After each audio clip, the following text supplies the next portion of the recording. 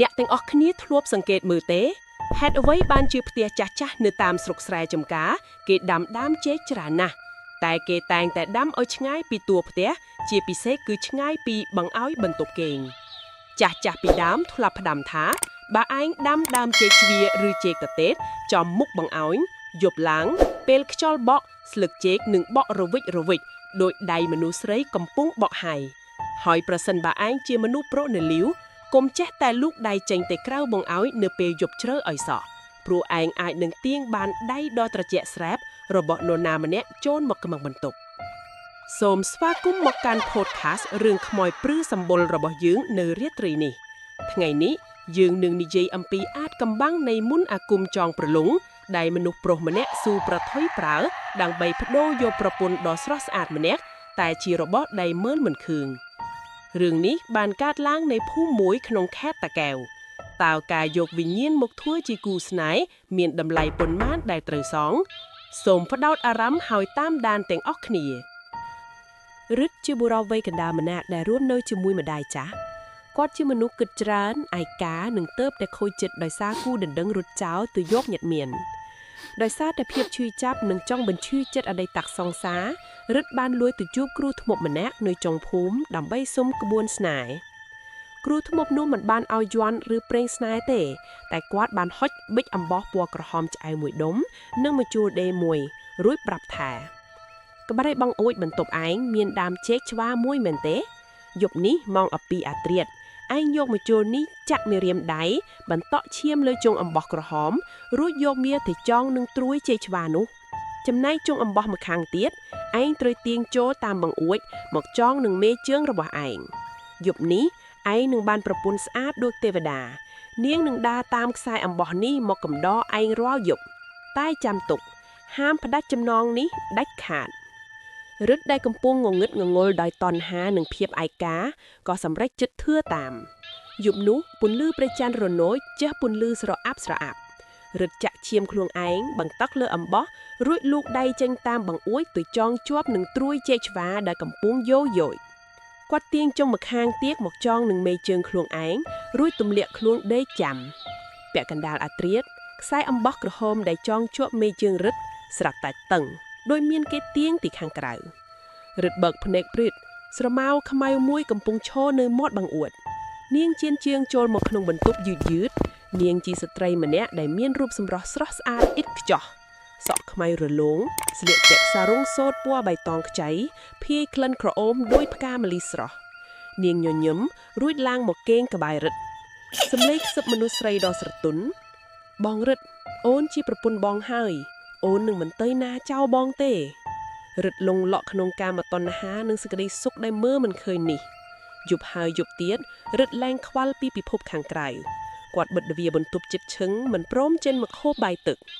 តែអ្វីដែលម្ដាយរបស់រឹតខ្វល់អារម្មណ៍នោះគឺត្រឹមតែមួយសប្តាហ៍ប៉ុណ្ណោះរាងកាយរឹតប្រែប្រួលយ៉ាងគួរឲ្យខួកខ្លាចគាត់ស្គមសល់តែស្បែកដណ្ដប់ឆ្អឹងភ្នែកខួចរុងជ្រៅស្បែកឡើងស្លេកដោយសាកសពចំណែកឯដើមចេកឆ្វាដែលកំពុងយល់យោជនោះវិញបែរជាលូតលាស់ធំធាត់ខុសធម្មតាស្លឹកវាឡើងពណ៌បៃតងចាស់រលោងសាច់ដើមឡើងប៉ោងដោយបឺតយកចំណាជីវជាតិអ្វីម្យ៉ាងឆ្អែតឆ្អន់ម្ដាយរឹតសង្ស័យក៏លួចមើលតាមប្រហោងជញ្ជាំងនៅយប់មួយទិដ្ឋភាពដែលគាត់បានឃើញធ្វើឲ្យគាត់ស្ទើរតែគាំងបេះដូងតាមប្រហោងជញ្ជាំងម្ដាយរឹតមិនបានឃើញស្រីស្អាតឯណាទេអ្វីដែលគាត់ឃើញគឺរឹតកំពុងតែដេកអោបគល់ចេកដែលរលួយខូងខាងក្នុងមិនមែនត្រឹមតែប៉ុណ្ណោះទេនៅពីលើខ្លួនរបស់រឹតមានស្រមោលខ្មៅមួយកំពុងលុតជង្គង់សង្កត់លើទ្រូងគាត់វាជាមនុស្សស្រីដែលមានមុខរលួយសាច់របាធ្លាក់ដល់ឆ្អឹងកែវភ្នែកហូរឈាមហើយនាងកំពុងតែអោនបឺតខ្ចោដង្ហើមនឹងឈាមចេញពីមាត់របស់រឹតចំណែកខ្សែអំបោះក្រហមដែលចងនៅមេជើងរឹតឥឡូវនេះវាបាំងប្រាយជាសរសៃឈាមដ៏ធំមួយដែលតភ្ជាប់ពីខ្លួនរឹតទៅកាន់ដើមចេកនៅខាងក្រៅម្ដាយរឹតដឹងភ្លាមថាកូនខ្លួនឯងកំពុងត្រូវព្រាយបឺតព្រលឹងហើយគាត់រត់ទៅយកកាំបិតផ្កាក់នៅផ្ទះបាយរួចស្ទុះទៅវាយទ្វារបន្ទប់ទាំងកណ្ដាលអាត្រៀតសំឡេងវាយទ្វារបាំងរឹតបើទ្វារឲ្យម៉ារីកូនលេងវាទៅវាស៊ីព្រលឹងឯងហើយតែទ្វារចាក់សោជាប់ ម្ដាយរិទ្ធក៏រត់ចុះទៅក្រោមផ្ទះសំដៅទៅបងអ៊ូក្បែរដើមចេកច្វានោះដើម្បីកាត់ខ្សែអំបោះចោលពេលគាត់ទៅដល់កំបិតប្រុងនឹងកាត់ខ្សែអំបោះទៅហើយស្រាប់តែស្លឹកចេកទាំងអស់បក់បោកយ៉ាងខ្លាំងទោះគ្មានខ្យល់ក៏ដោយស្លឹកចេកមួយតងបានរមូលខ្លួនរួចវាយឆ្វាច់ទៅលើមុខម្ដាយរិទ្ធដួលអុកគក់ទៅនឹងដីសំលេងក្រហឹមមួយបន្លឺចេញពីក្នុងដាវចេកសំលេងក្រហឹមត្រជាក់កុំប៉ះប្តីអញបើឯងផ្ដាច់ចំណងនេះវាក៏ត្រូវស្លាប់ដែរម្ដាយរិទ្ធមិនខ្វល់គាត់ងើបឡើងទាំងទឹកភ្នែកហូរស្រក់កាន់កំបិតផ្កាក់នោះកាប់ទៅលើដើមចេកច្វាមួយទំហឹងសំលេងកាប់ផាច់អ្វីដែលគួរឲ្យរន្ធត់នោះគឺពេលកំបិតកាប់មុតចូលសាច់ចេកវាលេចចេញមិនមែនជាចរចេកទេតែវាជាឈាមពណ៌ក្រហមឆ្អៅបាញ់សាទពេញមុខគាត់ស្របពេលជាមួយគ្នានោះពីក្នុងបន្ទប់រឹតបានស្រែកលូយ៉ាងខ្លាំងដោយការឈឺចាប់សំលេងរឹតស្រែកម៉ាអូយក្តៅណាស់រាល់ពេលដែលម្ដាយកាប់ដើមចេកមួយកាប់រឹតនៅខាងលើក៏ក្អូតឈាមម្ដងព្រោះព្រលឹងរបស់គេនឹងព្រាយដើមចេកនោះបានចងភ្ជាប់คล้ายជាធ្លឹងមួយទៅហើយម្ដាយរឹតឃើញឈាមហូរចេញពីដើមចេកហើយឮសូរកូនស្រែកគាត់ស្តាក់ស្ទើរដៃតែបើយូរជាងនេះកូនគាត់នឹងត្រូវវាបឺតព្រលឹងអស់មិនខានគាត់សម្រេចចិត្តបិទភ្នែកកម្មមាត់កាប់ផ្ដាច់ដើមចេកនោះទម្លាក់ដល់ដីតែម្ដងសំលេងកាប់ផ្ដាច់ផាំងដើមចេករលំគ្រៀង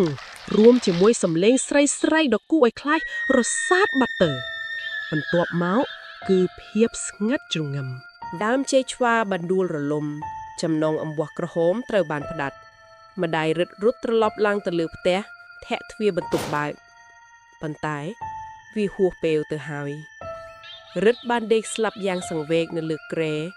រាងកាយរបស់គាត់ស្លេកស្លាំងគ្មានឈាមសូម្បីមួយដំណក់ហើយនៅលើមេជើងរបស់គាត់មានស្នាមរលាកខ្លោចដោយសារតែអំបោះក្រហមនោះគាត់បានបដូរជីវិតខ្លួនឯងដើម្បីដោះដូរជាមួយសេចក្តីសុខคล้ายក្នុងរយៈពេលដ៏ខ្លីតើអ្នកចង់បានអ្វីដែលមិនមែនជារបស់អ្នកខ្លាំងប៉ុណ្ណាការប្រើប្រាស់ភ្លើងងងឹតដើម្បីបំពេញចំណងខ្លួនឯងវាតែងតែទាមទារការតបស្នងមកវិញហើយការតបស្នងនោះច្រើនតែជាជីវិតយប់នេះបើអ្នកគេងក្បែរបង្អួចហើយឮសំឡេងស្លឹកចេកបក់រវិចកុំអើតមើលឲ្យសោះហើយបើឃើញមានអំបោះក្រហមធ្លាក់នៅលើឥដ្ឋសូមកុំរើវាដាច់ខាតសូមអរគុណដែលបានស្ដាប់រឿងខ្មោចយប់នេះរហូតដល់ចប់រាត្រីសួស្តី